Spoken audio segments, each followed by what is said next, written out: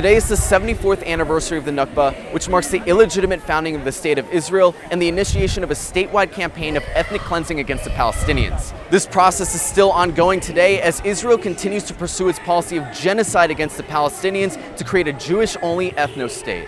The movement to create a Jewish state in Palestine comes from a 19th century European political movement called Zionism. At the time, Jews faced heavy persecution throughout Europe, and the Zionist movement argued that only a separate Jewish homeland would make them safe from attacks. But where would it be? The Zionists insisted that this homeland be in Palestine, a land that was already inhabited by the Palestinians. Instead of seeking accommodation with the existing residents, the Zionists tried to convince people that Palestine was uninhabited. The slogan of the Zionist movement was, "A land without a people for a people without a land." Of course, the Zionist leaders knew Palestine was inhabited. Zionist leader Yosef Weitz wrote, "There's no room in the country for both peoples.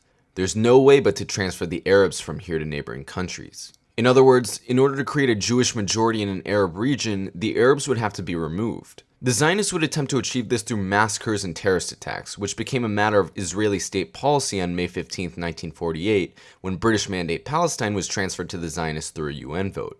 That day, which Israelis call Independence Day, the Palestinians remember as Al-Nakba, which means the catastrophe. 750,000 Palestinians were expelled from their homes. Many thought the displacement was temporary and left their belongings behind, taking only their house keys with them. To this day, these refugees and their descendants, which number over 7 million, hold on to these keys which leave no doubt about who Palestine belongs to.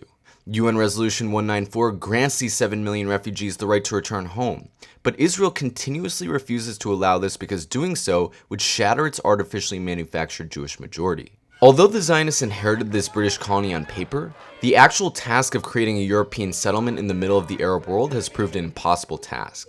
74 years after Israel declared its intention to wipe out Palestine's Arab population, carrying out war crime after war crime, Palestinians have refused to give up. After all, the settlers can always return home. For Palestinians, Palestine is home. To Israel, we say, no show of force will make you contain our spirit. No amount of intimidation or cruelty will make us stand back down, or abandon our land and our cause. That's right. We will never surrender Palestine. We will never fold.